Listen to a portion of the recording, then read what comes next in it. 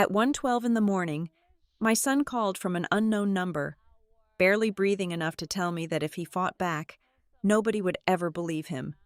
Inside the precinct, no officer met my eyes. The narrative was already set by his accuser, the beloved town sweetheart. But I work in compliance. I do not need to scream. I only need to find one tiny flaw in her perfect lie to bring it all down. My name is Isla Thomas. I am 42 years old, and I have spent the better part of my adult life mitigating disasters before they happen. Living in Cedar Hollow, North Carolina, a town where everyone knows everyone else but nobody really knows anyone at all.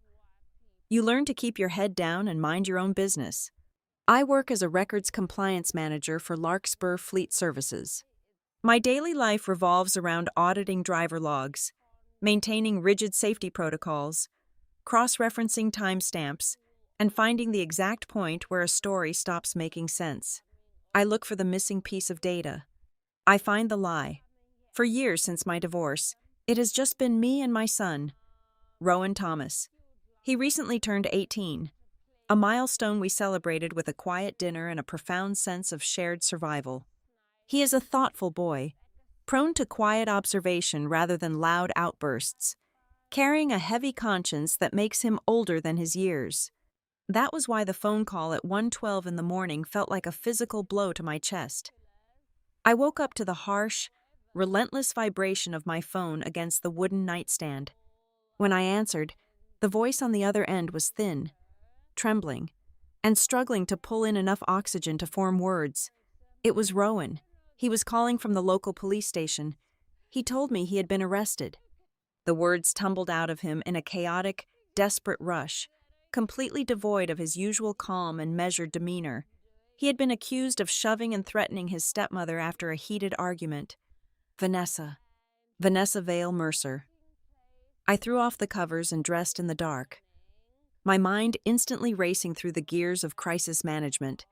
Tonight was supposed to be a standard court-mandated weekend dinner at his father's house. Dean Mercer, my ex-husband, had rebuilt his life with a woman who had quickly become the gleaming centerpiece of Cedar Hollow society. Vanessa was the woman who organized the charity bake sales, who spoke with a measured, pious tone at community board meetings, and who always remembered the names and the troubles of the cashiers at the local grocery store. She had successfully weaponized kindness, turning it into a shimmering shield that made her absolutely bulletproof in this town. As I drove through the empty, pitch-black streets of Cedar Hollow, the heater in my car blasting against the bitter chill of the early morning, I began to piece together the warning signs I had carelessly ignored. For the past few months, Rowan had been actively finding excuses to avoid his visits to Dean's house. He would claim he had too much homework, or he was feeling sick, or he had picked up an extra shift. Whenever I pressed him about the real reason, his gaze would drop to the floor, and he would offer the same evasive answer. He would say he just did not want to make things more complicated. He would say he did not want to cause any extra trouble for anyone. I had chalked it up to typical teenage friction, assuming he was just tired of navigating the awkward, strained dynamic of a blended family. I gripped the steering wheel until my knuckles turned white and my joints ached. I should have pushed harder. I should have asked better questions. My son was drowning in plain sight, and I had handed him a life vest made of assumptions. When I walked through the heavy glass doors of the police precinct, the harsh fluorescent lights buzzed overhead, casting a sickly pale glow over the sterile waiting area. I approached the front desk, stating my name and my purpose with a voice devoid of any tremor. The shift officers were not openly hostile to me. If they had been angry, I could have fought back, but it was much worse than that. They were polite, but their eyes carried a distinct, unspoken judgment. They looked at me with the quiet, devastating sympathy reserved for a mother who had failed to raise a decent son. I recognized the desk sergeant from the local diner. He was a man who attended the same megachurch as Dean and Vanessa. I could see the bias in his rigid posture, in the way he deliberately avoided direct eye contact with me while shuffling the intake forms. The narrative had already been cemented in their minds before I even stepped foot in the building. To them, Vanessa was the archetype of virtue. She was the woman who prayed for the sick and raised money for the poor. She was simply incapable of fabricating a story. Therefore, by the basic laws of their small-town logic, Rowan had to be the monster. He was the unstable child of a broken first marriage, lashing out at the saintly woman trying to hold the family together. The script was written, and they were all just playing their parts. I waited on a hard plastic chair, counting the agonizing minutes, refusing to let the rising panic show on my face. Finally, a heavy metal door clicked open, and a tired-looking officer led Rowan out into the lobby. My breath caught in my throat. He was not bleeding, and there were no obvious signs of a brutal physical beating, but he looked entirely broken. His blue button-down shirt, the one he had ironed so carefully before leaving my house earlier that evening, was rumpled, torn at the hem, and untucked. But the worst part was his wrists. Bright, angry red bands circled his pale skin where the heavy steel handcuffs had bitten into him. He looked up at me, and in his eyes, I saw the devastating realization of a young man who had just learned a terrible, permanent lesson about the world. He had just learned that the truth is not a magic shield. He realized that the truth simply does not matter if the person telling the lie is more well-liked and more thoroughly believed. I signed the release papers in absolute silence. I did not ask the officers any questions. I did not demand a supervisor or scream about injustice.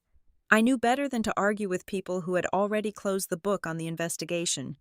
I took my son by the arm, guiding him gently but firmly, and we walked out of the suffocating, judgmental air of the precinct and into the freezing night. The drive home was wrapped in a heavy, suffocating silence that felt thick enough to choke on. The amber glow of the streetlights flickered rhythmically across the dashboard, casting long, shifting shadows across Rowan's face. He stared blankly out the passenger window, his hands resting limply in his lap, looking like a prisoner of war who had just been released but knew the war was far from over. I desperately wanted to pull the car over to the shoulder, wrap my arms around him, and hold him tight. I wanted to stroke his hair and promise him that everything would be all right, that this was just a terrible nightmare we would wake up from. But I knew that would be a lie. And right now, in the darkest hour of the morning, we could not afford the luxury of comforting lies.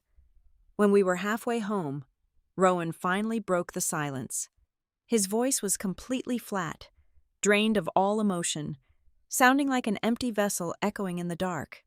He told me that Vanessa had not lost her temper in the heat of the moment. She had not yelled in sudden, uncontrolled fear.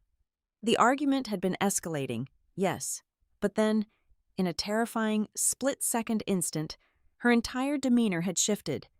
The mask of the frightened, overwhelmed stepmother had completely vanished, replaced by something cold and calculating. She had stepped directly into his personal space, invading his boundaries, her face mere inches from his. Rowan turned to look at me, his eyes wide and haunted in the dim green light of the car cabin. He told me exactly what she had said right before she picked up her phone to dial emergency services and perform her role as the terrified victim. She had lowered her voice to a harsh, calculated whisper, ensuring Dean could not hear her from the other room. She had said, "By morning, you will be the unstable one." A cold chill radiated down my spine, settling deep into the marrow of my bones. That single, venomous sentence changed the entire landscape of the night. This was not a domestic dispute that had unfortunately gotten out of hand. This was not a tragic misunderstanding fueled by high emotions. This was an execution. Vanessa had carefully set a trap, and she had waited patiently for the perfect moment to spring it. She wanted to brand him. She wanted to create a permanent, irrefutable legal record of him as a violent, unstable young man, staining his future before his life had even truly begun. Most mothers in my position would have lost their minds right then and there. They would have slammed on the brakes, pulled out their cell phones, and called their ex-husbands to scream obscenities into the receiver. They would have driven straight to that pristine, perfectly manicured house, marched up the brick walkway, and pounded on the heavy oak front door until their hands bled, demanding justice and truth. They would have let the blinding rage take the wheel, burning everything down in a fiery explosion of maternal protection, but I am not most mothers. I am a compliance manager. I live in a world of rigorous audits, endless paper trails, and unassailable proof. I know that when someone tries to destroy a system or manipulate a narrative, they always leave a trace. They always make a critical mistake because they arrogantly assume they are smarter than the person looking at the records. I kept my eyes locked on the dark road ahead, my hands steady and unwavering on the leather wheel. I did not say a single word about revenge. I did not make any grand, emotional promises to my son. Instead, I made a quiet, ironclad vow to myself in the silence of the car. From this exact second forward, the rules of engagement had fundamentally changed. Every interaction, every phone call, every text message, and every financial transaction would be ruthlessly scrutinized. Every claim Vanessa made from this moment on would be treated as a hostile, high-stakes audit. I would document every breath she took. She wanted to play a vicious game of narratives, relying on her sweet voice, her perfect reputation, and her charity gala smiles to crush my son and paint him as a villain. She thought she had already won the war because the police believed her performance tonight, but she had made one catastrophic, irreversible miscalculation. She had attacked a boy whose mother knew exactly how to dismantle a manufactured reality, piece by piece, until nothing but the ugly truth remained. She had unknowingly started a war of documentation, and she had absolutely no idea how thoroughly she was about to be audited. By the time I pulled into our quiet driveway and put the car in park, the initial shock had completely burned away, leaving nothing behind but a cold, sharp, and terrifying clarity. The morning sunlight bled through the kitchen blinds, painting pale, useless stripes across the linoleum floor. I stood at the stove, mechanically cracking eggs into a hot skillet, letting the sizzle fill the heavy silence of the house. I was trying to construct normalcy out of bacon grease and toasted bread, moving through my usual Saturday morning routine as if the world had not tilted off its axis just a few hours ago. I slid a plate across the island counter. Rowan sat on the wooden stool, staring down at the yellow yolks as if they were a complex puzzle he lacked the energy to solve.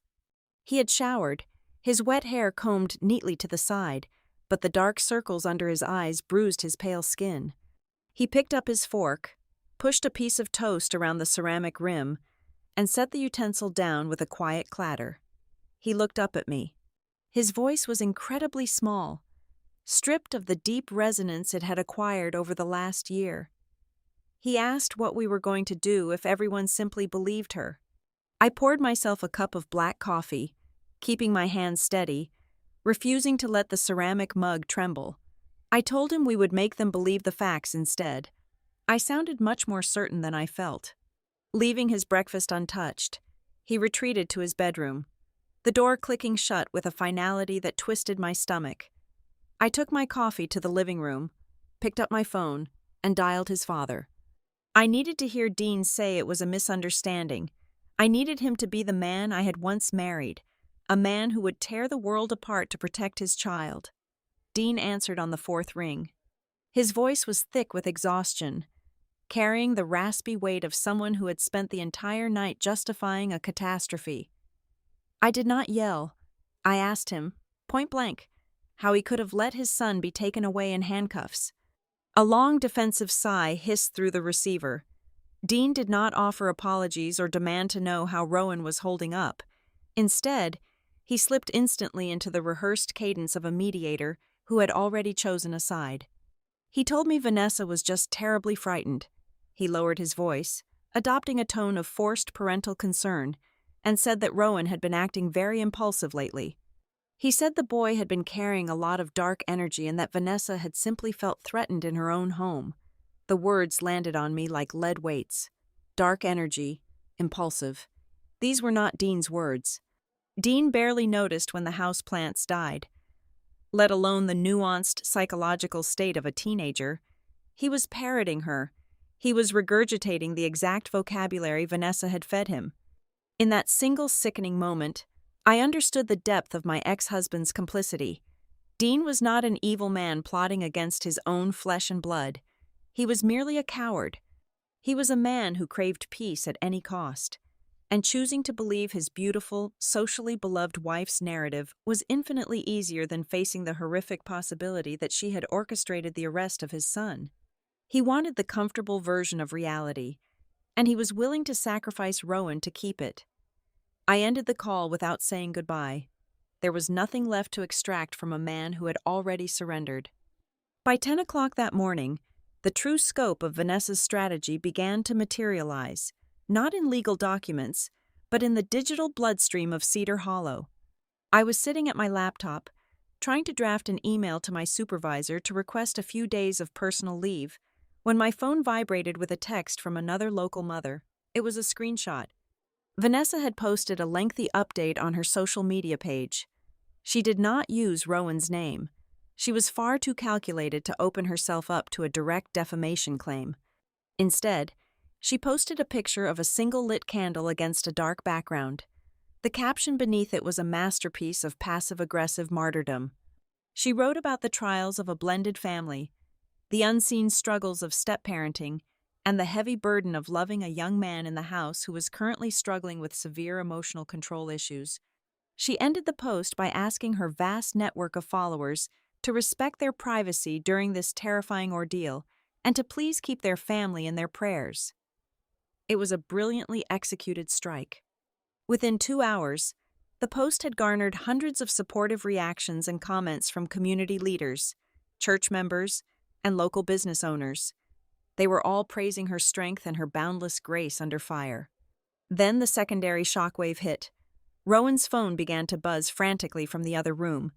He walked out, his face completely drained of color, holding the device out to me.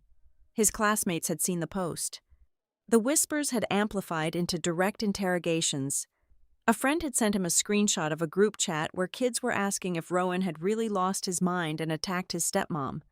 Another message bluntly asked if he was going to juvenile detention. The reputation he had spent 4 years building as a quiet, honors student was disintegrating in real time, replaced by the caricature of a violent, unhinged teenager. But the social execution was only the surface level of the threat. I opened my filing cabinet and pulled out the thick folder containing his college preparation materials. My eyes scanned the terms and conditions of the local Rotary Club academic grant he had been awarded just last month. It was a substantial sum that would cover his entire freshman year tuition. There, buried in the third paragraph of the morality clause, was the fatal stipulation. The grant required the recipient to maintain exemplary community standing and explicitly stated that any pending criminal charges, especially those involving violence or domestic disturbances, would result in an immediate suspension and review of the funds. Vanessa was not just trying to embarrass him, she was actively setting fire to his future. She was dismantling his escape route out of this town. Rowan went to the hallway closet to grab a fresh sweatshirt. As he tossed his phone onto the kitchen counter, it slid under the overhead light, and I noticed the top corner of the glass screen protector was newly cracked, a jagged spiderweb pattern radiating outward. I picked it up, running my thumb over the shattered glass. I asked him how it broke. He swallowed hard, looking away. He explained that when the argument in the study had started to escalate, when Vanessa had suddenly shifted her tone and stepped into his space, his anxiety had spiked. He told me he had developed a nervous habit over the last year of secretly opening the voice memo application on his phone and hitting record whenever he felt cornered, just to have proof that he was not the one starting the fights. He had tried to do it last night, fumbling with the device in his pocket, but it had slipped from his grasp and hit the hardwood floor right before she called the police. My pulse hammered in my ears. I unlocked his screen and opened the audio application. There, sitting at the very top of the list, was a file dated today, timed at just before 1 a.m. My fingers hovered over the screen. If he had captured her threat, if he had recorded the moment she promised to make him look unstable, the entire police report would crumble. I tapped the play icon. The audio was chaotic and muffled, filled with the rustling of fabric and the harsh scraping of a chair being pushed back abruptly. It lasted for exactly 11 seconds. Then, there was a sharp thud, likely the phone hitting the floor, and the recording cut off abruptly, as if the impact had stopped the application or someone had hurriedly stepped on it to silence it. It did not contain the threat. It was far too brief to serve as definitive exoneration in a court of law. A wave of bitter disappointment washed over me, but I refused to let it settle. I am a compliance auditor. I do not listen to what is missing. I listen to what is actually there. I connected the phone to my laptop, transferred the file, and put on my noise-canceling headphones. I played the 11 seconds again. Then I played it a third time, closing my eyes to isolate the layers of sound. There were two distinct anomalies hidden beneath the rustling. The first was a rhythmic, metallic clinking sound in the background. It was a very specific, hollow ringing, exactly like the heavy brass wind chimes hanging on Dean's back patio. But Vanessa had explicitly told the police that the altercation had occurred entirely within the confines of the central living room, a space located at the very front of the sprawling house, far away from the patio doors. The second anomaly was a single sentence spoken by Vanessa, captured just a fraction of a second before the phone hit the ground. Her voice was not trembling, it was sharp, authoritative, and completely composed. She said, "Do not make me do this in front of him." I stopped the playback. The silence in my headphones was deafening. I opened my eyes and stared at the dark screen of my computer. Do not make me do this in front of him. Him. I meticulously replayed my conversation with Dean from an hour ago. I replayed everything the intake officers had indicated at the precinct. Dean had claimed Vanessa was frightened. He had claimed Rowan was impulsive. But not once, not in any of the official narratives circulating so far, had Dean ever claimed to have been physically present in the room when the supposed physical threat took place. The established story was that Dean had been out in the garage or in another wing of the house, rushing in only after the shouting had peaked. Yet, the audio proved someone else was standing right there.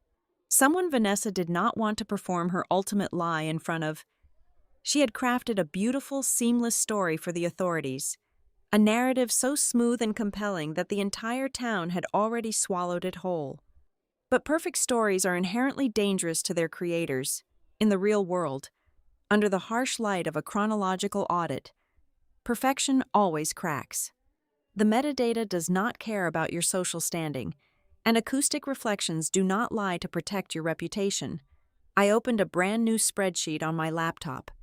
I titled the first column with the word time, the second with location, and the third with inconsistencies. I typed in the detail about the metallic chimes and the specific phrasing of the hidden pronoun.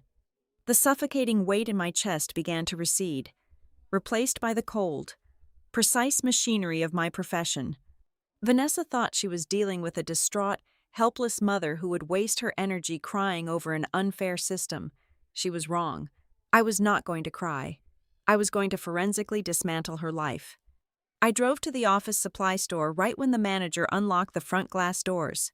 I walked straight to the organizational aisle and purchased a heavy-duty, 3-ring binder, the kind with rigid plastic covers that snap shut with the heavy finality of a bank vault.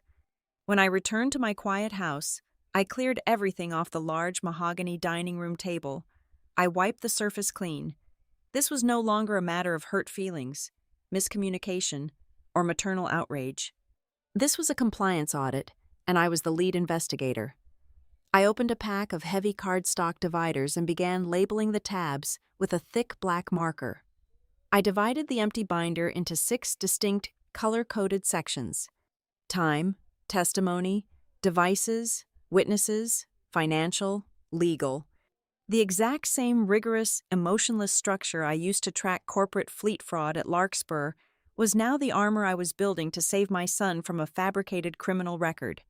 Every single scrap of paper, every digital timestamp, every fleeting interaction would be filed, relentlessly cross-referenced, and ultimately weaponized. By 2 o'clock in the afternoon, the ambient temperature had dropped, bringing a bitter chill to the air as I pulled into the asphalt parking lot of Bell and Rourke Family Council. I sat in the cramped, windowless office of June Hargrove. June was an old acquaintance, a sharp-featured woman who had navigated the murky, treacherous waters of family law long enough to lose her patience for theatrical tears and performative outrage. Her desk was completely buried under stacks of yellow legal pads, red file folders, and half-empty ceramic coffee cups. I laid out the preliminary timeline I had constructed that morning. She listened to me without interrupting a single time, rhythmically tapping the eraser end of a yellow pencil against her chin. When I finally finished detailing the situation, she did not offer me any false hope or comforting, empty platitudes. She leaned forward in her leather chair, her dark eyes sharp and entirely devoid of sentimentality. She looked at me and said that if my opponent lived her life by her public image, I had to kill her with procedure. June then opened a manila folder and slid a single, crisp sheet of white paper across the desk toward me. It was a document that made the blood freeze solid in my veins. It was an official notice of a temporary protective order. Vanessa had not just called the police the night before. She had rushed to a district judge first thing this very morning to legally bar Rowan from coming within 500 feet of her vehicle, or her property. June pointed the tip of her pencil directly at the judge's signature, her voice dropping to a low, stern warning. She explained that this legal order was a highly sensitive tripwire.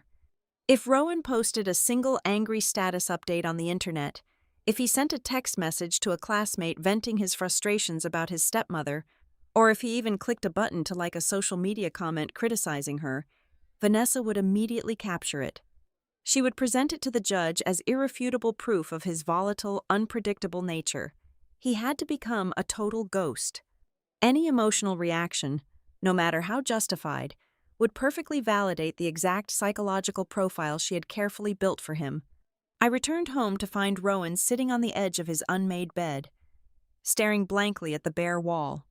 I sat down right beside him, keeping my voice incredibly calm as I explained the severe parameters of the protective order and the absolute, non-negotiable necessity of his digital silence.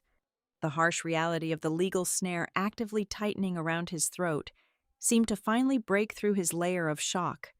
He realized that keeping his head down and hoping for the best was no longer a viable survival strategy. I asked him to walk me through the weeks leading up to the arrest, urging him to look for anything out of the ordinary, no matter how small or seemingly insignificant. He hesitated for a long moment, his hands nervously wringing the bottom hem of his shirt. He confessed that for the past month, Vanessa had been repeatedly cornering him in the hallway or the kitchen, pushing folded pieces of paper in front of him. She had been aggressively demanding he sign receipts, acknowledging he had received his full monthly living allowance from his father, but Rowan had not seen a single dollar of that money in months. When he had gathered the courage to question her about it, she would quickly dismiss it as a mere accounting formality, assuring him with a tight smile that the funds were just being redirected to cover his upcoming college preparation expenses. The scattered pieces of broken glass were starting to catch the light, revealing a completely different picture. This was not a domestic dispute at all. I was beginning to strongly suspect this was a financial cover-up. I pressed him further, asking what had specifically sparked the argument last night before the police were called. Rowan closed his eyes, his breathing growing shallow as he forced himself to recall the details. He said Vanessa had sent him into his father's study to grab a heavy manila envelope she claimed Dean wanted him to take home for me. Dean was not in the room, but there was a thick stack of manila folders resting openly on the center of the dark leather desk blotter. Rowan had only glanced at the top page, but Vanessa had walked into the study right at that exact moment. He remembered the color completely draining from her face. That was the precise moment she snapped. That was when she backed him into a corner and began the aggressive, rapidly escalating confrontation that ultimately ended with him in steel handcuffs. She did not lose her temper because he was acting like a disrespectful teenager. She lost her mind because he was looking at a very specific file. I left his bedroom and went straight back to the dining room table, pulling my laptop toward me. If there were physical files concerning Rowan's money sitting on that desk, Dean would undoubtedly have a digital trail somewhere. Dean was notoriously disorganized, frequently forwarding sensitive emails to the wrong address or replying to all by mistake. I opened my personal inbox and initiated a deep search through my archived messages from Dean over the last 6 months.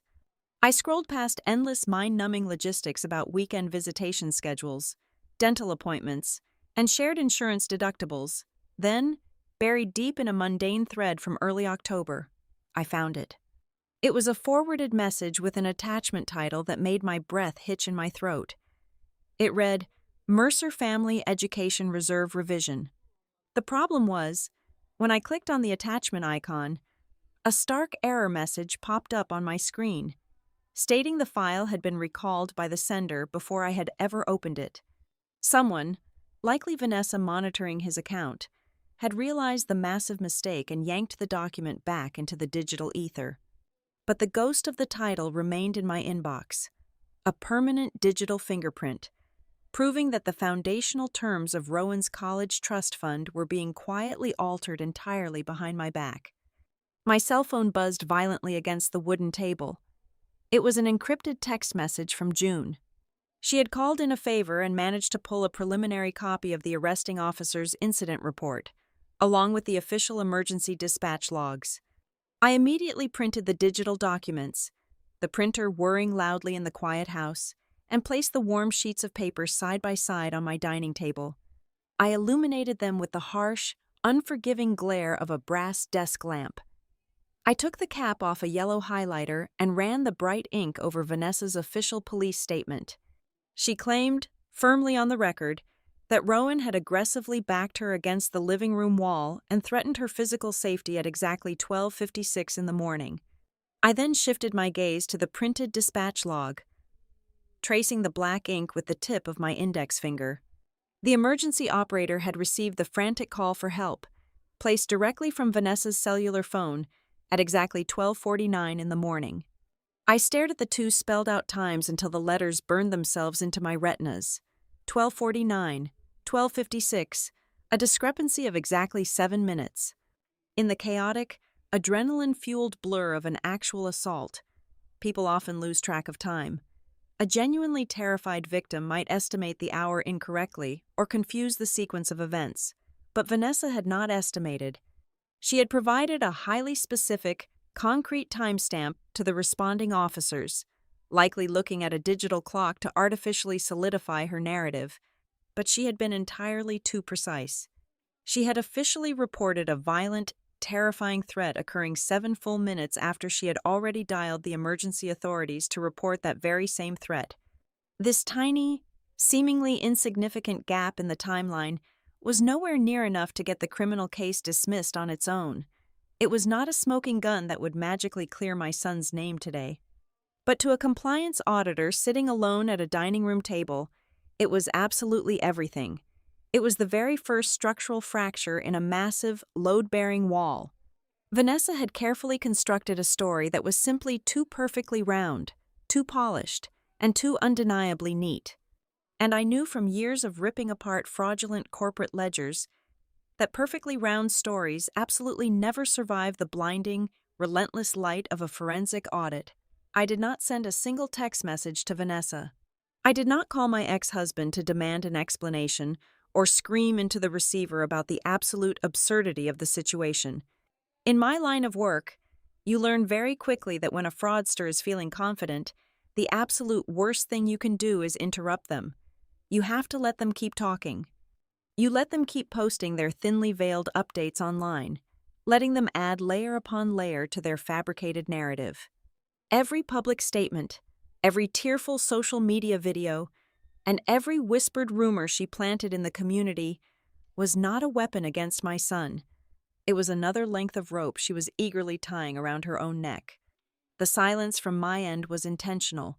It was the quiet, sterile environment of a laboratory, preparing to dissect a specimen. I sat Rowan down at the dining room table, right across from the heavy binder. I told him we needed to dissect the evening of the arrest, not in broad strokes, but second by second. We had to remove the emotion and treat his memory like a security camera recording. He closed his eyes, taking a deep breath to steady his racing heart. We started from the moment he walked through their front door at 6 o'clock that evening. He described the uncomfortable family dinner, the clinking of silverware, and the strained conversation. Then, he reached the turning point. At roughly 8:30, Dean's cellular phone rang. It was a work emergency, so Dean excused himself, walking out through the utility mudroom and into the detached garage to take the call in private. That left Rowan and Vanessa alone in the kitchen. Rowan recalled that she suddenly stopped washing the dishes, turned to him, and asked him to do her a favor. She told him to go into his father's study and grab a specific heavy manila envelope resting on the leather chair. She said it was something Dean needed him to take home for me. My pen froze over my legal pad. She had sent him in there. He had not wandered into the study looking for a fight. She had deliberately directed him into the room where the financial documents were kept. I asked him to visualize the envelope. He squeezed his eyes shut tighter, his brow furrowing as he dug into the chaotic memory of the night. He remembered walking into the dimly lit study. The envelope was not on the chair. It was resting squarely on the mahogany desk, partially spilling its contents. He told me he saw his grandmother's name printed on the top sheet of the thick paper stack. It was the paperwork for the Education Reserve, the trust fund his late grandmother had established exclusively for his university tuition. But there was something else. He remembered reaching out to push the papers back into the envelope, and his thumb brushed against a brightly colored emblem printed on the top right corner of a secondary document attached to the trust file. It was a blue lighthouse, the official logo for the Harbor Light Renewal Initiative. My chest tightened. Harbor Light was not a bank. It was not a financial institution or an academic scholarship board. It was the local community charity organization that Vanessa herself had founded and currently directed. It was the very foundation of her saintly reputation in Cedar Hollow. I immediately contacted June Hargrove. I told her I did not just need the police reports anymore. I needed financial visibility, operating strictly within the legal boundaries of family law discovery, since the Education Trust was still subject to family law discovery because Rowan had only recently turned 18 and had not yet graduated from high school. June filed an expedited request for the recent bank statements attached to the reserve account. It took 3 agonizing days of waiting. 3 days of watching Vanessa post cryptic, sorrowful quotes about forgiveness on her digital feeds. Before the courier dropped the sealed package on my porch, I spread the bank statements across the table, using a metal ruler to guide my eyes down the endless columns of numbers. At first glance, the account looked healthy. The principal balance from his grandmother was largely intact. But as I traced the withdrawal column over the last 14 months, a distinct, insidious pattern emerged. There were no massive, glaring transfers that would trigger an automatic fraud alert from the bank. Instead, there was a steady, rhythmic bleed. $200 here, $450 there, $600 right before the holidays. Every single one of these micro-withdrawals was labeled with the exact same vague memo line: Event Coordination Logistics.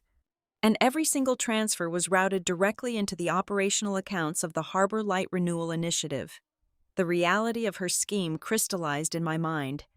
The amounts were small enough to fly entirely under the radar of a careless man like Dean, who simply trusted his wife to manage the household administration.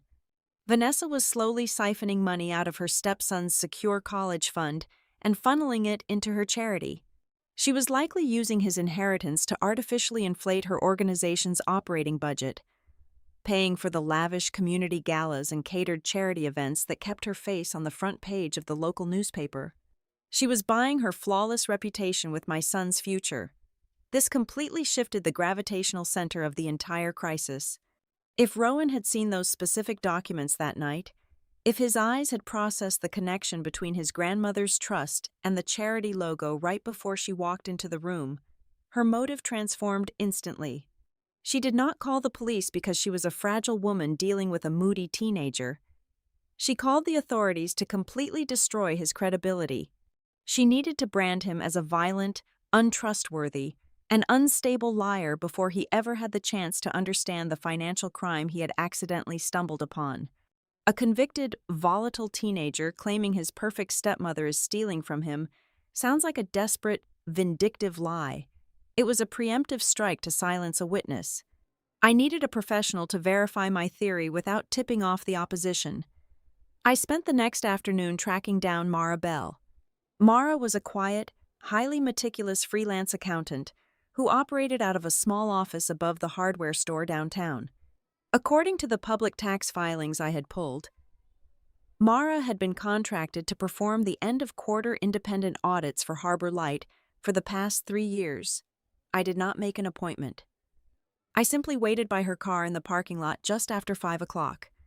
When she saw me, her posture instantly stiffened. She knew who I was, and the hesitation in her eyes told me she desperately wanted to avoid any connection to the town's current favorite scandal. I did not threaten her. I did not raise my voice. I simply handed her a printed sheet of the transfer dates I had highlighted and asked her if these matched the event coordination invoices she had processed for the charity. Mara looked down at the paper, the harsh wind whipping her coat around her legs. She refused to hold the document, keeping her hands firmly stuffed in her pockets. She looked over her shoulder, ensuring the parking lot was empty. She told me she did not want any trouble. She stated very clearly that she only processed the paperwork she was given, but then, her professional conscience seemed to wage a brief war with her fear of social ostracization. She lowered her voice to a fragile whisper. She admitted that for the last year, Vanessa had consistently submitted her expense reports weeks past the deadline. More importantly, Mara confessed that Vanessa frequently requested her to retroactively adjust the descriptions on the incoming funds, demanding that personal wire transfers be categorized as anonymous charitable donations to balance the event ledgers. Mara quickly turned, got into her sedan, and drove away without another word, leaving me standing alone in the cold asphalt lot. She had not given me a signed affidavit, but she had given me the exact confirmation I needed to proceed. I drove home through the darkening streets of Cedar Hollow, the heater blowing warm air against my freezing hands. The town looked peaceful, the street lamps casting a warm, deceptive glow over the perfectly manicured lawns. They all believed the monster was locked inside my house. They had absolutely no idea the real predator was the one organizing their Sunday bake sales. When I walked back into my dining room, the house was entirely silent. Rowan was asleep in his room, exhausted by the relentless emotional toll of his new reality. I sat down in my chair and pulled the heavy binder toward me. I flipped past the timeline, past the dispatch logs, and past the legal restrictions. I opened a blank sheet of lined paper in the financial section. I picked up my pen and wrote down a single, defining sentence that would serve as the absolute true north for the remainder of this war. Vanessa was not afraid of Rowan hurting her. She was afraid of Rowan seeing exactly what he was not supposed to see. I closed the binder, the heavy plastic snapping shut with a sharp, satisfying crack. The defensive phase of this operation was officially over. It was time to start setting traps. The air inside our home grew heavier and more stagnant with each passing day, thickening into a suffocating pressure that made simply breathing feel like a monumental task. The social isolation did not happen all at once. It was a creeping, insidious frost that slowly covered every aspect of our lives. On Tuesday afternoon, an automated email arrived from the high school administration office. I stood behind my son at the kitchen counter, watching the blue light of the laptop screen wash over his pale, exhausted face as he read the brief, sterile message. He was formally suspended from his position as the captain of the regional debate team, pending a further verification of his character and disciplinary standing. The school claimed it was merely standard administrative protocol whenever law enforcement was involved, but the impact was devastating. Debate was not just an after-school hobby for him, it was his entire exit strategy.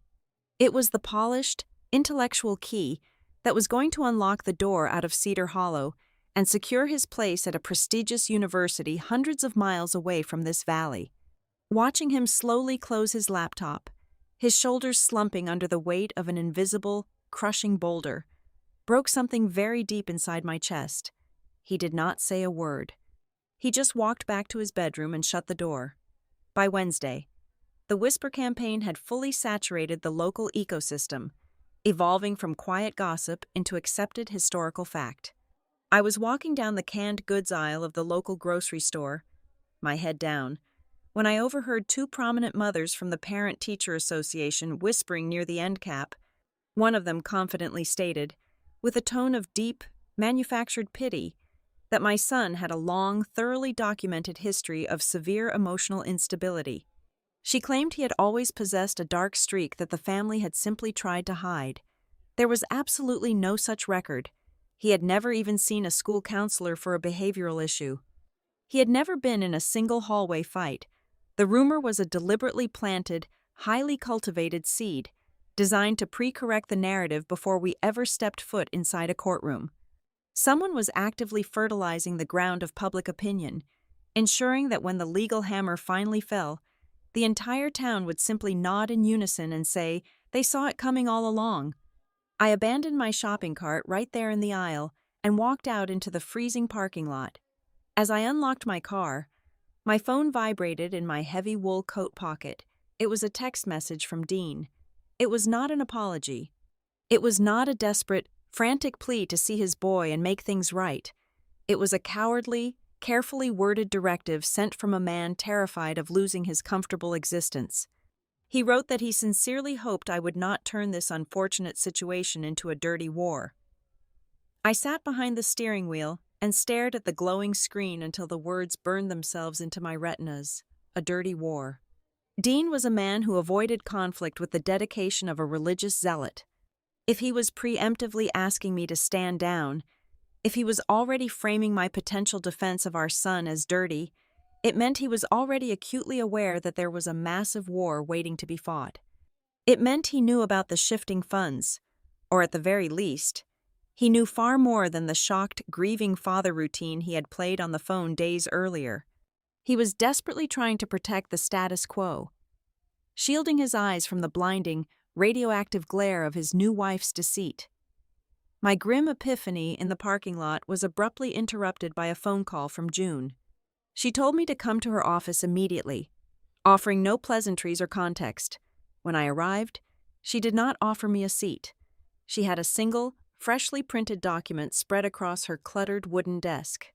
It was an official legal addendum, a modification to the original Education Reserve Trust established by his late grandmother. June pointed the tip of her silver pen at a newly inserted clause buried deep in the dense, impenetrable legal jargon on page 4. The clause stated, in unambiguous, ironclad terms, that if the beneficiary were to ever pose a risk to the physical or emotional safety of the Mercer family household, all temporary financial control and disbursement authority of the trust would immediately default to the designated financial guardian. And the designated financial guardian, listed in bold ink at the very bottom of the page, was Vanessa. The remaining oxygen vanished from the small office. Neither I nor my son had ever received a single written or verbal notification about this amendment. If the domestic violence charge against him managed to stick in the legal system, if the temporary protective order was validated by a judge and made permanent, Vanessa would not just win a moral victory in the eyes of the town. She would gain absolute, unquestioned legal authority over hundreds of thousands of dollars. She would completely control his university tuition. Furthermore, she would gain administrative control over the small residential condominium his grandmother had purchased near the university campus, a property intended solely for him to live in during his undergraduate studies. The sheer, terrifying brilliance of the trap finally revealed itself. The orchestrated argument, the carefully timed emergency phone call, the tears at the police station. It was never about managing a rebellious teenager or punishing a disrespectful stepson. It was a hostile corporate takeover deliberately disguised as a tragic family dispute. She needed a formal criminal record to legally disenfranchise him. She was using the local police department and the district court system as her own private wealth management enforcers, ensuring he lost all access to his inheritance by his own supposedly violent hand. A profound, sickening wave of grief washed over me, but to my own surprise, it was not directed at Vanessa. A predator will always act like a predator. You cannot be angry at a snake for possessing venom.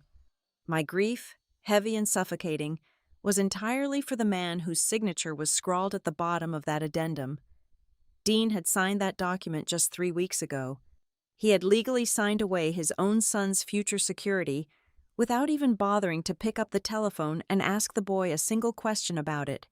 He had let his new wife whisper financial poison into his ear under the guise of household safety, and he had simply nodded his head and reached for a pen. This was the deepest wound of the entire ordeal. It was a soft, quiet kind of betrayal, born of sheer laziness and a desperate, pathetic need to avoid arguments at the dinner table. But a soft betrayal destroys a life just as thoroughly and permanently as a violent one. His passivity was a weapon that had just gutted his own child. June watched me process the magnitude of the document, her hands folded quietly on her desk. She likely expected me to break down into tears, to hurl a ceramic coffee cup against the wall in a fit of maternal rage, or to finally succumb to the overwhelming, crushing pressure of an entire town and a legal system closing in around my family. Instead, the cold, clinical machinery of my professional background locked securely into place. The boiling anger completely evaporated, leaving behind a frozen, desolate landscape of pure tactical calculation. I leaned forward, resting my hands flat on the wooden desk right next to the addendum. I did not raise my voice. I did not shed a single tear. I looked directly into my lawyer's eyes and asked her to immediately file a formal motion of discovery for the digital metadata of that specific document. I told her I did not care about the final printed copy sitting in front of us. I wanted the complete revision history from the cloud server. I wanted to know the exact date and time the file was created. I wanted to know the specific brand and model of the device that had generated the text. I wanted the invisible digital footprints of the person who had actually typed those words, because I was absolutely certain Dean had not written a single letter of it. The heavy oak front door of my house knocked just past 2 p.m. on a rainy Thursday. I fully expected to find another delivery driver on the porch, or perhaps a nosy neighbor coming to drop off a passive-aggressive casserole under the guise of community support.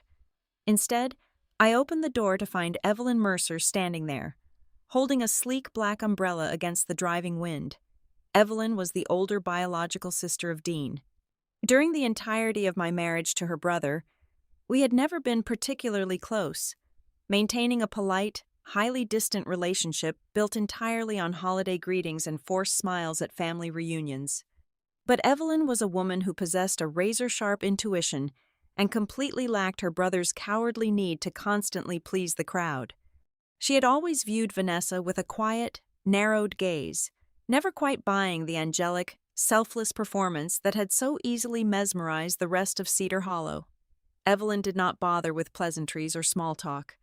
She stepped quickly into my foyer, shook the rain from her dark coat, and pulled a small silver flash drive from her leather purse. She held it out to me, her expression grim and unyielding. She told me she had been reviewing the video files from her vehicle's dashboard camera. 3 weeks prior, she had parked her car at the end of Dean's long brick driveway to drop off a birthday gift, waiting in her idling vehicle while he finished a phone call inside. The camera had been quietly recording the entire duration of her wait. I led her directly to the dining room table and plugged the small drive into my laptop. The video player opened, showing a clear, high-definition view of the Mercer driveway from 3 weeks ago. The scene started peacefully enough, but then Rowan's small sedan pulled into the frame. Before he could even put the vehicle in park, the heavy front door of the house swung open, and Vanessa marched out. Her posture was entirely different from the fragile, frightened woman she played so perfectly for the police and the public. Her shoulders were squared, her stride aggressive, and her entire demeanor dominant. She walked directly to the driver's side window, physically blocking my son from exiting his own car. The microphone on Evelyn's dashboard camera was highly sensitive, picking up the audio across the driveway distance with chilling clarity. Vanessa's voice was sharp, venomous, and completely devoid of any maternal warmth. She leaned down, pointing a rigid finger at the glass, and delivered a clear, commanding directive. She told him, "You will not embarrass me in my own house." I paused the video playback. My eyes drifted to the blurred, distant background of the digital frame. Standing near the front porch steps, perfectly visible in the afternoon daylight, was Dean. He was watching the entire hostile exchange unfold, his hands stuffed casually into his pockets, making absolutely no move to intervene or de-escalate the situation. This silent, undeniable digital record did not technically exonerate Rowan of the specific events on the night of his arrest. However, it detonated a massive, irreparable hole in the carefully crafted psychological profile Vanessa had sold to the authorities. A woman who is supposedly living in constant terror of her volatile, unpredictable stepson does not aggressively trap him inside his vehicle and issue cold, calculated threats while her husband watches passively from the porch. The fragile victim narrative was a complete structural fabrication, and I finally had the hard visual proof to shatter it. Evelyn took her flash drive back, gave me a single, affirming nod, and walked out into the rain without another word. She had just delivered the first real weapon into my hands. The momentum of the day was far from over. Just a few hours later, my encrypted email inbox pinged with a secure message from an unknown sender. I instantly knew it was Mara Bell. She had not included any text in the body of the email, only a single attached spreadsheet document. I downloaded the file and opened it, my eyes quickly scanning the dense rows of financial data. It was the complete cost reconciliation ledger for the Harbor Light charity events over the past 12 months. Mara had taken my initial theory and quietly connected the final, devastating dots on her own accord. I cross-referenced the event coordination expenses she had specifically highlighted in yellow. A highly significant portion of the charity funds, the exact same funds that had been silently siphoned from my son's education reserve, were not being paid to local caterers or standard event planners in the area. They were being steadily routed into a limited liability company called Vale Orchard Consulting. I immediately opened a new browser tab and accessed the State Business Registry, paying the $20 processing fee to pull the official incorporation documents for that specific entity. The registered owner of Vale Orchard Consulting was not an anonymous corporate conglomerate. It was a woman named Claire Vale. She was the first cousin of Vanessa, living entirely out of state. The embezzlement ring was fully closed. Vanessa was draining the trust fund, washing the stolen money through her pristine charity, and then paying it out to a fake consulting firm owned by her own blood relative. She was completely robbing my son blind while actively asking the entire town to pray for his troubled soul, before I could even process the full, staggering gravity of the financial theft. My cellular phone rang. It was June Hargrove, and she was practically vibrating with professional adrenaline. She had just received the metadata report from the digital forensic firm we had hired to examine the trust fund addendum. The official story presented by the opposition was that the family estate lawyer had drafted the new terms at Dean's specific request to protect the assets from a troubled teenager. But the digital fingerprint told a drastically different story. June explained that the original digital file containing the restrictive clauses had not been authored by a legal professional at all. The creator tag firmly embedded in the document properties belonged to a specific user profile. The profile name was Vanessa Vale Mercer. The document had been created on her personal laptop, heavily edited over the course of 5 consecutive days, and then simply presented to Dean for his blind, trusting signature.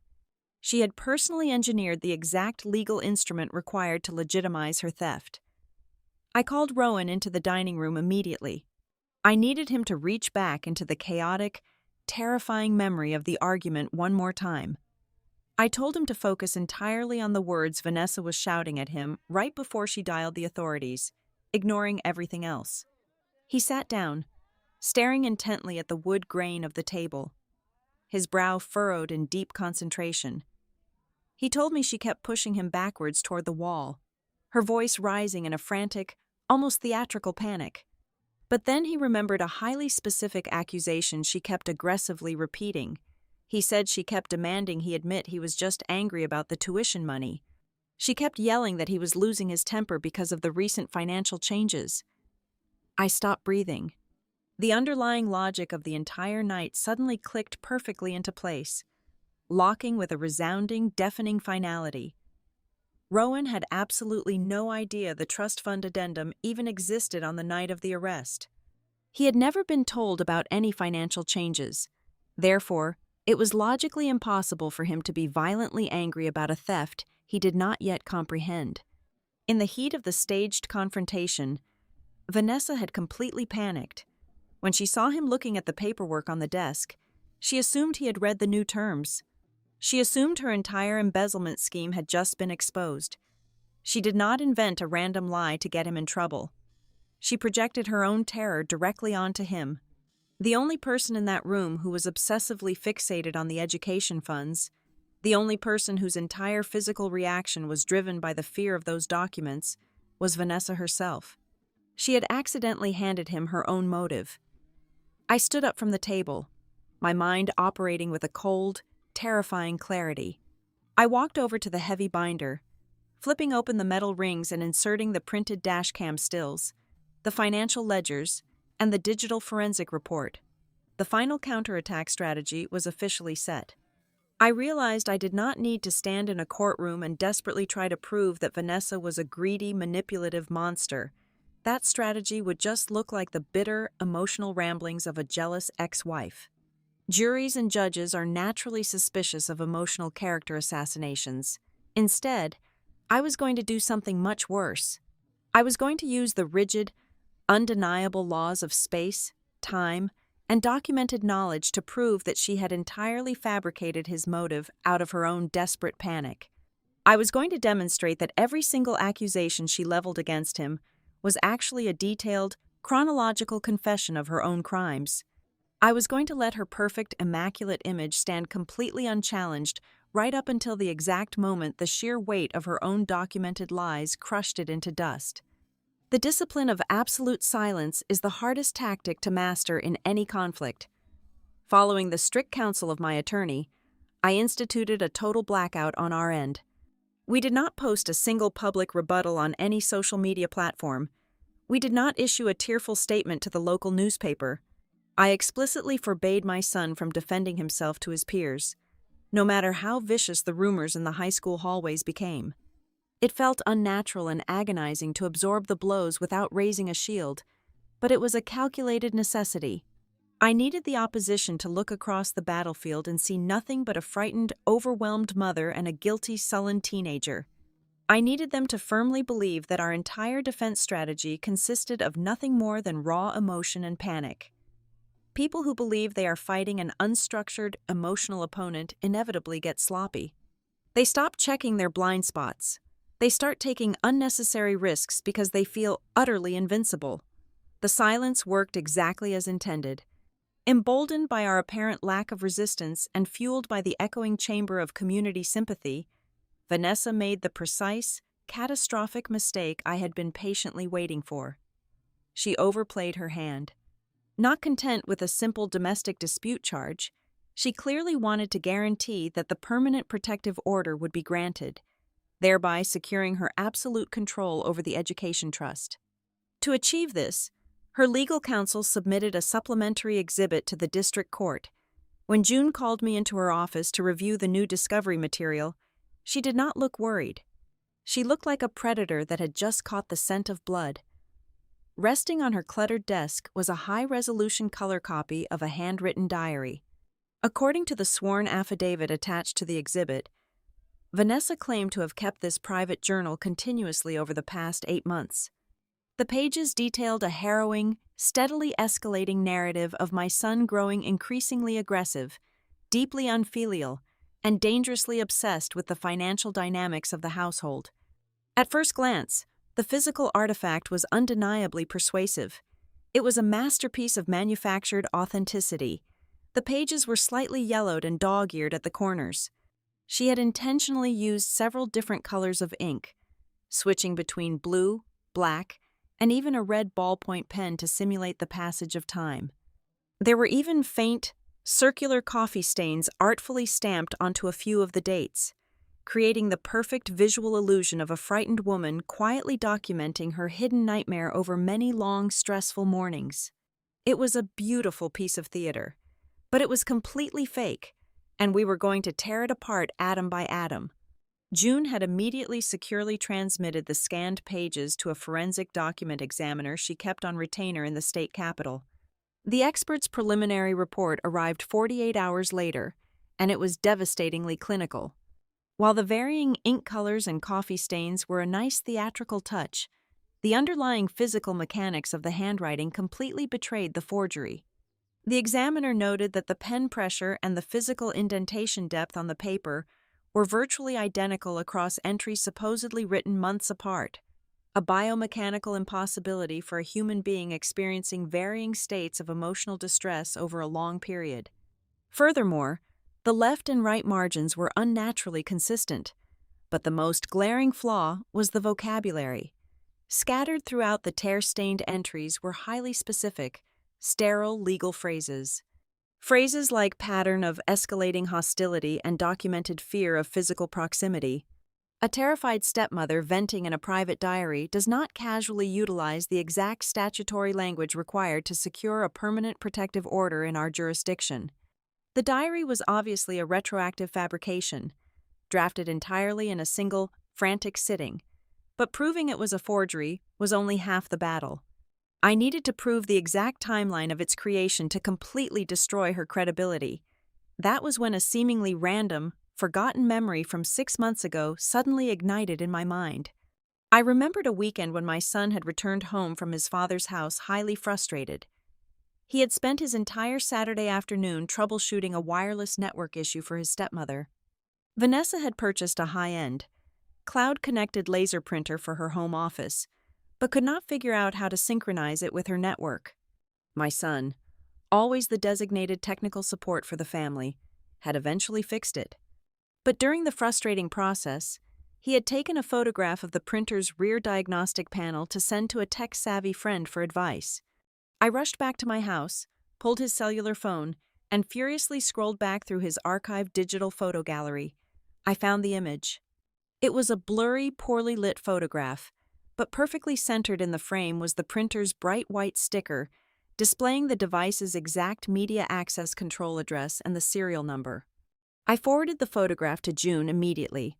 Armed with the specific hardware identification numbers, she filed a highly targeted, emergency subpoena directly to the device manufacturer's cloud service provider, demanding the digital print spooler logs for the specific network associated with the Mercer residence.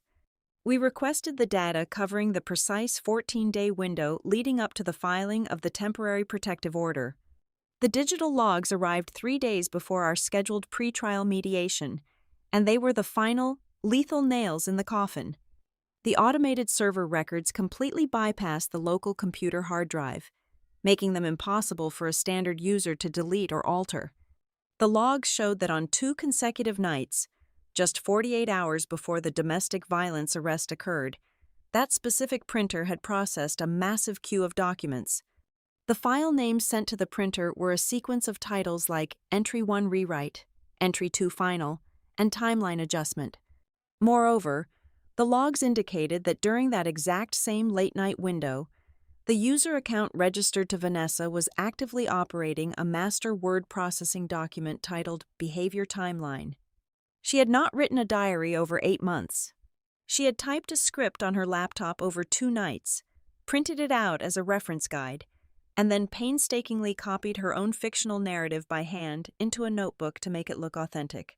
I held the printed logs in my trembling hands, feeling a cold, terrifying sense of absolute power. I possessed the exact tools to end her completely. I could have called the police right then. I could have leaked the logs to the community board, but I did not. I carefully placed the documents into the legal section of my heavy binder and snapped the ring shut. I was not going to give her the opportunity to pivot or invent an excuse in private.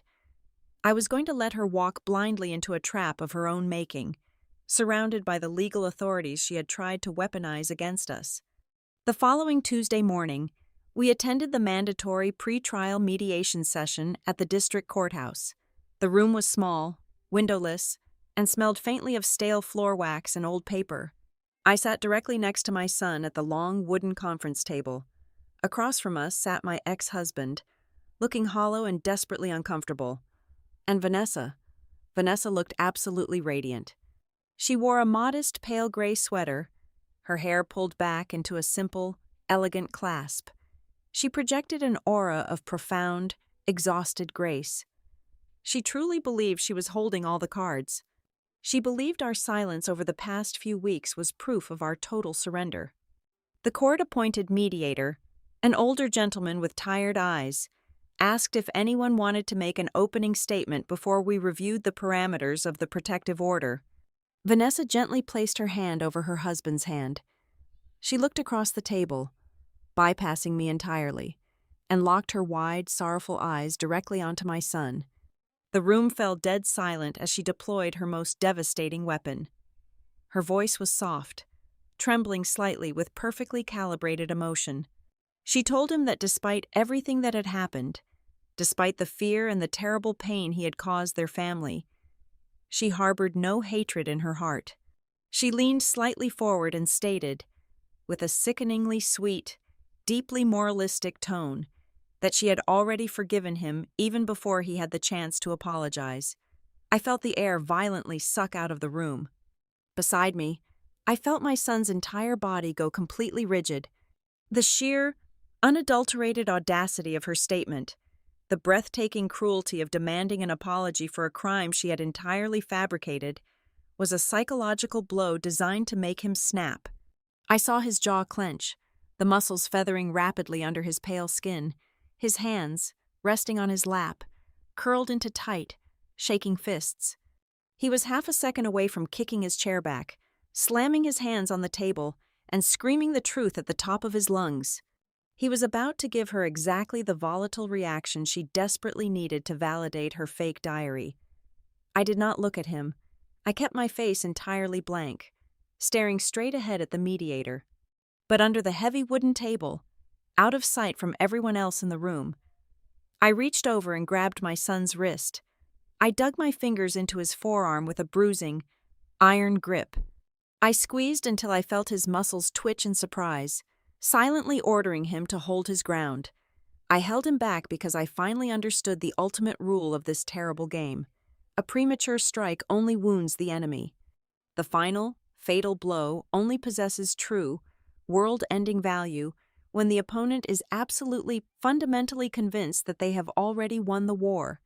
I let her condescending forgiveness hang in the stale air of the mediation room, knowing with absolute certainty that it was the last time she would ever feel safe. The suffocating weight of the previous weeks finally began to fracture my son. It happened on a quiet Tuesday evening, just 48 hours before we were scheduled to stand before the district judge. The relentless social pressure of our small town, the agonizing suspension from his academic team, and above all, the deafening, cowardly silence from his father had slowly eroded his foundation. Gaslighting is a highly effective psychological weapon because it does not attack your physical reality right away. It attacks your confidence in your own perception. I found him sitting on the edge of the living room sofa, staring blankly at the dark television screen. The vibrant, focused young man who had been preparing for university debates just 1 month ago was entirely gone. He looked hollowed out, his shoulders hunched, completely drained of the quiet resilience he had always carried. When he finally spoke, his voice was a fragile, trembling whisper that shattered the silence of our home. He asked me if it was possible that he was remembering the night of the arrest incorrectly. He looked up at me with desperate, exhausted eyes, practically begging for me to confirm his worst fears. He asked if maybe he had actually lost his temper.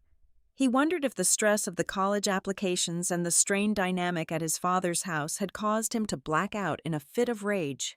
He asked if maybe he really had cornered her and threatened her, and his brain was simply blocking out the memory to protect him from the terrifying guilt. Every single maternal instinct embedded in my DNA screamed at me to rush across the room, pull him into a tight embrace, and stroke his hair. I wanted to tell him he was a good boy, that he was perfect, and that he could never do anything wrong. But false comfort is a dangerous luxury in a war of attrition. Empty platitudes would not shield him from a criminal conviction. I pulled a wooden chair over and sat directly in front of him, forcing him to meet my gaze. I kept my voice entirely level, stripping away any trace of panic or pity. I told him that the human brain is a highly flawed recording device, easily corrupted by adrenaline, trauma, and the relentless repetition of a false narrative by the people around us. I explained that under enough stress, anyone can be manipulated into doubting their own sanity, but I also told him that while human memory can shake and crumble under emotional pressure, hard data does not. Data does not possess a nervous system. Data cannot be intimidated by a social media campaign, and it certainly does not care about his stepmother's flawless public reputation. I instructed him to stop trying to defend his emotional state and trust the architecture of the truth we were building. Our only job was to locate the pieces of the night that could not tremble. Later that night, long after he had finally drifted into a restless sleep, I sat alone at my dining room table. The heavy binder was open in front of me, the glow of my laptop screen illuminating the stark white pages.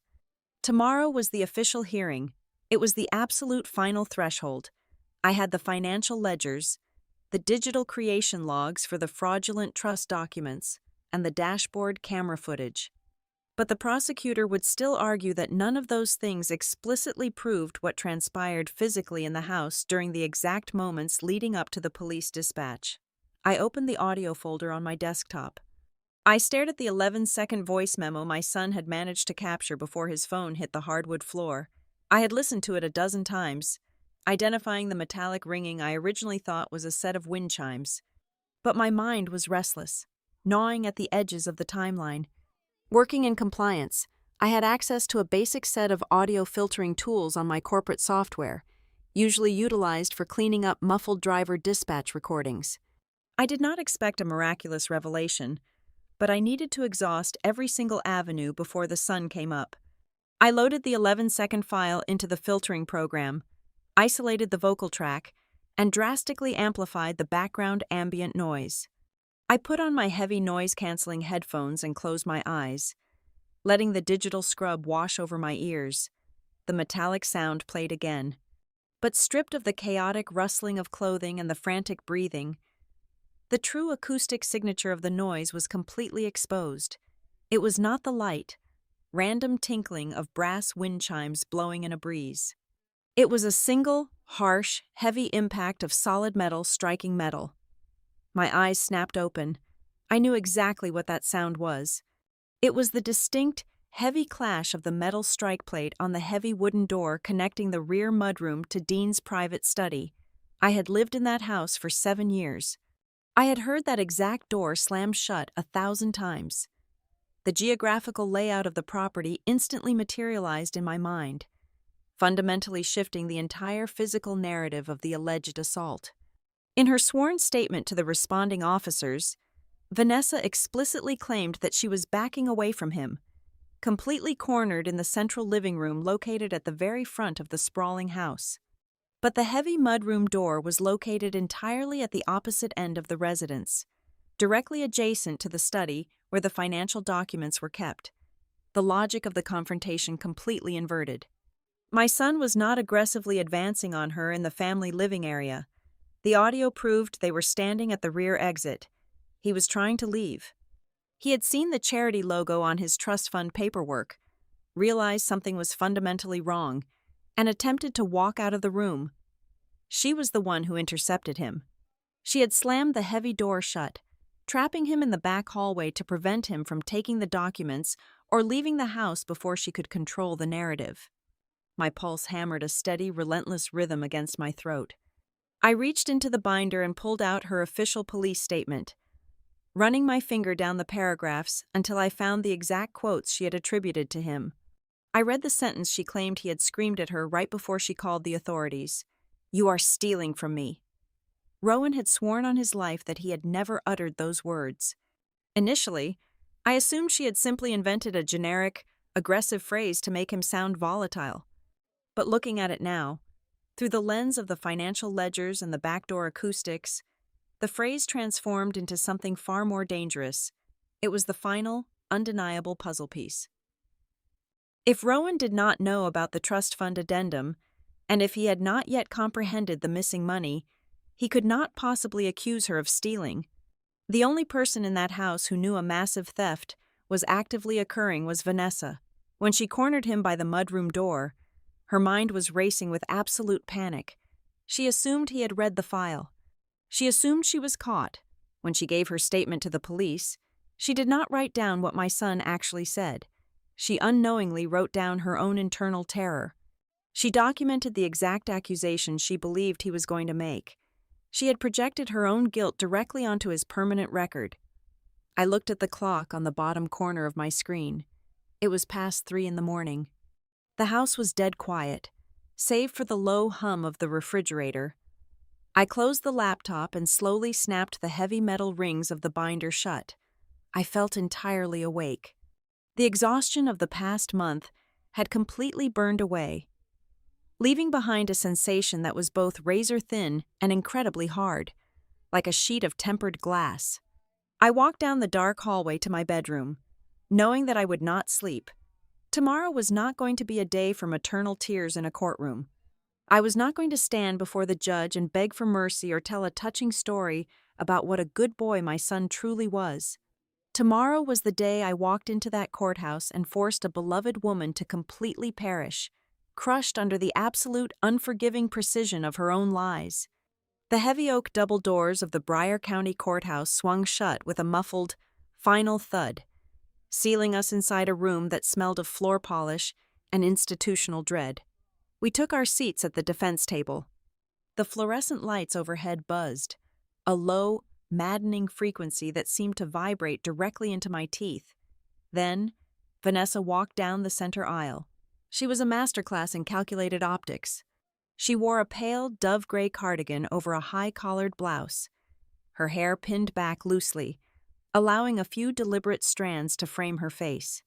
But the absolute centerpiece of her performance was the thin, flesh-colored bandage meticulously wrapped around her right wrist. It was a subtle, brilliant stroke of theater, screaming victimhood without uttering a single word. She took her seat beside her high-priced attorney, folding her hands and lowering her eyes with the fragile grace of a martyr just trying to protect her fractured family. Her attorney, a sharp-suited man who spoke with the polished, rhythmic cadence of a seasoned storyteller, wasted zero time painting the canvas of the morning. He stood before the judge and wove a tight, digestible narrative. According to him, my son was a classic, tragic case of teenage resentment. Rowan was framed as an entitled young man, deeply dissatisfied with his stepmother's gentle authority, quietly brooding over his father's money. The attorney claimed that on the night in question, when Vanessa simply tried to offer him some maternal guidance, Rowan's simmering rage boiled over into a terrifying, uncontrollable physical outburst. It was clean. It was simple. It was exactly the kind of story a conservative county judge hears a dozen times a week and instinctively believes. Then, they called Dean to the witness stand. The man who swore to protect our child walked up the wooden steps looking entirely hollowed out. He had the sunken, bruised eyes of a man who had not slept in days, his shoulders drooping under an invisible weight. The opposing attorney asked him gently about the environment in his home leading up to the night of the arrest. Dean swallowed hard, his eyes darting anywhere but the defense table where his son sat. He did not outright lie and say he saw Rowan physically strike Vanessa, but he did the next worst thing. He offered a desperate, cowardly concession. He leaned into the microphone and muttered that the atmosphere in the house had been incredibly tense for the last several months. He claimed everyone was walking on eggshells. He thought he was remaining neutral, but he was actually handing the prosecution the exact psychological precedent they needed. He had just officially validated Vanessa's claim of a hostile living environment. Capitalizing on Dean's devastating passivity, the opposing attorney moved for the kill. He entered the handwritten diary into evidence, projecting the tear-stained pages onto the large screen. He followed it with a blown-up, high-definition photograph of a faint, yellowish bruise on Vanessa's upper arm, completely devoid of any medical context or timestamp. Finally, he read aloud the beautiful, forgiving social media post she had written asking the town to pray for her family, showcasing her boundless, long-suffering endurance. The effect on the courtroom was palpable. The heavy silence shifted. I could feel the collective gaze of the gallery pressing against the back of my neck. Even the court clerk looked at my son with a fleeting expression of disgust. The momentum was a tidal wave, and it was entirely crashing against us. June stood up. She did not perform. She simply walked to the podium, her heels clicking sharply against the hardwood floor, and began to systematically dismantle the theater. She pulled up the dashboard camera video provided by Evelyn, letting the crisp audio of Vanessa's aggressive, cold-blooded threat echo through the silent courtroom. She followed the video immediately with the digital server logs from the network printer, juxtaposed against the cloud creation dates of the word processing document titled Behavior Timeline. She methodically explained to the judge that the handwritten diary spanning 8 months had actually been typed, printed, and hand-copied over 2 frantic nights just prior to the request for the protective order. For a fraction of a second, the immaculate mask slipped, sitting at the plaintiff table. Vanessa's jaw locked tight, and her knuckles turned stark white as she gripped her pen. But she was a survivor of her own vanity, and she recovered with frightening speed. When the judge demanded an explanation, Vanessa stood up, her voice trembling with perfect manufactured panic. She claimed she was not forging anything. She tearfully insisted that her original notes had been hastily scribbled on random scraps of paper over the months, stained with her own terrified tears, and she had simply compiled and rewritten them into a fresh notebook so they would be neat and legible for the honorable court. She framed her forgery as an act of respectful compliance. Her attorney immediately sprang back to his feet, smoothly catching the pivot. He raised his hands, adopting a tone of exasperated common sense. He argued that even if his client had been clumsy in her record-keeping, even if a traumatized woman had poorly consolidated her private fears, it did not magically erase the violence of the night in question. He pointed a rigid finger at the defense table.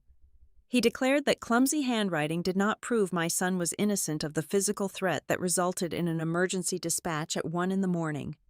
A disorganized victim, he argued passionately, is still a victim of a crime.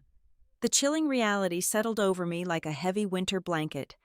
This was the absolute most dangerous crossroad of the entire war.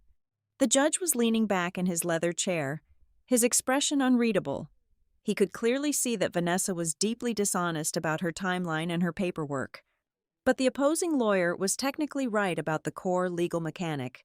Proving she was a liar about the diary did not automatically prove my son did not back her into a corner and threaten her life. The court could very easily throw out the diary, but still uphold the domestic violence charge and the protective order based solely on the emergency call and Dean's testimony about the tense household. The foundational pillar of her trap, the physical location and the psychological motive of the argument itself, remained entirely unbroken. Rowan stared down at his hands, his chest rising and falling in shallow, defeated breaths. He thought it was over. He thought the lie was simply too big, too heavily armored by her reputation and his father's cowardice to ever fully pierce. June walked slowly back to our table. She did not sit down. She gathered her legal pads, aligning the edges perfectly. Then, she turned her head and looked down at me. It was a microscopic, almost imperceptible glance, lasting no more than a single second. It was the signal. The defensive perimeter was fully exhausted, and the enemy was standing exactly where we needed them to be. June turned back to face the front of the room. She squared her shoulders, her voice ringing out crisp and devoid of any hesitation, cutting through the stifling tension of the Briar County Courthouse. She said, "Your Honor, the mother would like to testify regarding the sequence and knowledge timeline." The rustling of papers stopped. The low murmurs in the gallery instantly died. Every single head in the courtroom turned simultaneously to look at me. The judge lowered his reading glasses, a flicker of genuine curiosity breaking through his stoic demeanor. Even Vanessa shifted in her seat, a tiny, jagged crack of uncertainty finally appearing in her wide, beautiful eyes. I stood up from my wooden chair, feeling the cool, solid weight of the heavy binder in my hands. The entire room was waiting for me, and for the very first time since the phone call at 1:12 in the morning, I was ready to speak. I walked to the wooden witness stand. The bailiff asked me to raise my right hand and swear to tell the truth. I did so with a perfectly steady hand. When I took my seat, I did not cry. I did not launch into a passionate, theatrical monologue about the profound bond between a mother and her child. Juries and judges are entirely immune to tears. They see them every single day. I simply looked up at the judge, my voice carrying the calm, sterile authority of a woman who had spent decades auditing catastrophic failures, and asked for permission to clarify 3 specific points regarding the night of the arrest.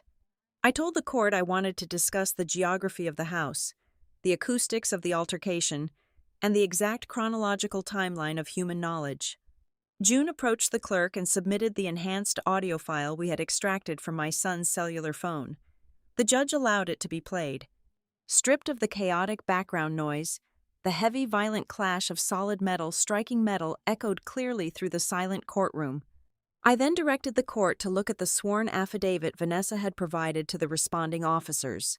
In her official statement, she claimed she was backed into a corner in the formal living room, a space located at the extreme front of the sprawling property, surrounded by soft carpets and draped windows. I explained that the unmistakable metallic sound captured on the recording belonged to the heavy strike plate of the rear mudroom door. That specific door was located entirely at the opposite end of the residence, directly adjacent to Dean's private study. The physical reality of the confrontation was completely inverted. My son was not aggressively advancing on his stepmother in the family living area. He was actively attempting to flee the room containing the financial trust documents, and she had physically blocked his only exit, violently slamming the heavy door shut to trap him in the hallway. The judge frowned, his pen hovering over his legal pad as the structural integrity of the prosecution's case began to crack. But the geography was only the foundation. I moved to the second point. I asked the court to examine the exact quote Vanessa had attributed to my son in the police report. She had sworn under penalty of perjury that right before she dialed the emergency dispatch, Rowan had screamed, "You are stealing from me!" I looked directly across the room at Vanessa. Her hands were gripping the edge of the defense table so tightly that her knuckles were entirely white. I turned back to the judge and stated that it was a chronological impossibility for my son to make that accusation. Prior to that exact night, Rowan had absolutely zero knowledge of the trust fund modifications. He had never been shown a single bank statement. He had no idea the money was missing. Therefore, he could not possibly accuse her of a highly specific financial crime he had not yet comprehended. Right on cue, June stepped forward. She handed the court clerk the massive stack of discovery documents we had compiled. She submitted the recalled email logs showing the hidden trust revisions. She submitted the digital metadata report, proving unequivocally that the predatory legal addendum had been authored entirely on Vanessa's personal laptop. Finally, she submitted the bank ledgers Mara Bell had verified, highlighting the steady, relentless bleed of thousands of dollars transferred straight from my son's education reserve directly into the operating accounts of the Harbor Light Charity Organization. The motive of the entire night shifted in an instant. This was not a fragile stepmother terrified of being physically attacked by an angry teenager. This was a panicked, desperate embezzler who realized a witness had just walked into the wrong room and seen the wrong documents. She needed him arrested and discredited before he could ever tell anyone what he had discovered. I leaned closer to the microphone. The courtroom was so quiet, I could hear the hum of the fluorescent lights. I delivered the final, fatal blow with absolute, freezing clarity. She did not write what Rowan said. She wrote what she feared he knew, a collective. Sharp intake of breath rippled through the gallery behind me. At the plaintiff table, the immaculate facade finally, completely shattered. Vanessa slumped back in her chair, her mouth opening and closing soundlessly, the color draining entirely from her face. Her high-priced attorney stared at the financial ledgers, realizing he had been completely blinded by his own client. But the most profound destruction happened to Dean. My ex-husband stood up from his chair, his face a mask of absolute horror. He ignored the courtroom decorum and begged the judge to project the digital signature timestamp of the trust addendum onto the large screen. The clerk complied. Dean stared at the glowing numbers. He realized the depth of his betrayal. His signature had not been forged from scratch. He had been carefully managed. Vanessa had given him a benign, standard document to read, and then she had digitally attached his authorized signature to a completely different final version containing the clauses that handed her total control of the money. He had blindly handed her the knife she used to stab his own son. Dean sank back down, burying his face in his trembling hands, completely broken. The judge did not need to deliberate. His face was a mask of cold, righteous fury. He struck his wooden gavel against the sounding block with a sharp crack. He immediately denied the permanent protective order with prejudice.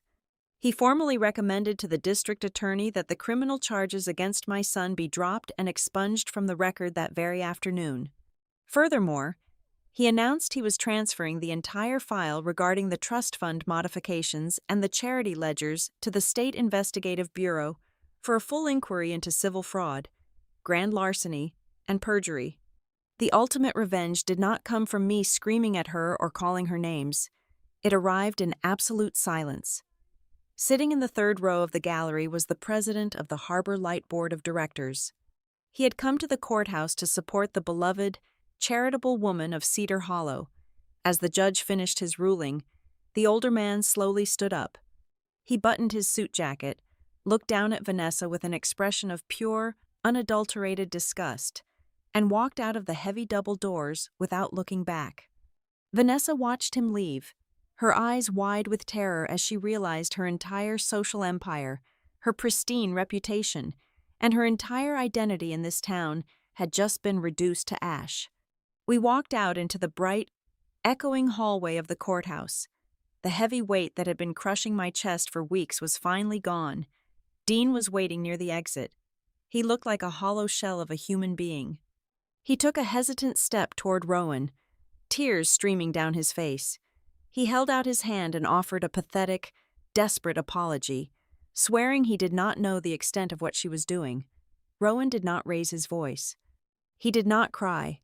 He looked at his father with eyes that held a maturity and a coldness born of profound trauma. He kept his hands in his pockets, stepped back, and delivered a short, painful sentence that would haunt Dean for the rest of his life. "You did not lose me in one night." Dean flinched as if he had been physically struck. He understood instantly. This was not about a single argument or a single bad decision. It was the absolute verdict on months of willful ignorance, cowardice, and turning a blind eye to his son's suffering just to keep the peace in his own house. We drove back to our quiet home. The afternoon sun was shining brightly through the living room windows. I walked into the dining room, picked up the heavy, color-coded binder, and walked over to the tall wooden bookshelf. I slid it into an empty space between two heavy dictionaries. It was not a trophy to be paraded around. It was a silent, permanent monument to a terrifying truth. There are moments in this world when a mother cannot protect her child by crying, begging, or screaming into the void. Sometimes, the only way to win is to suppress the panic, build an impenetrable fortress of facts, and wait patiently for the absolute perfect moment to speak. And when you finally do, the lie simply has nowhere left to stand. Thank you so much for listening to this story today, and I would love to know where you are listening from. So please leave a comment below so we can connect and share our thoughts together.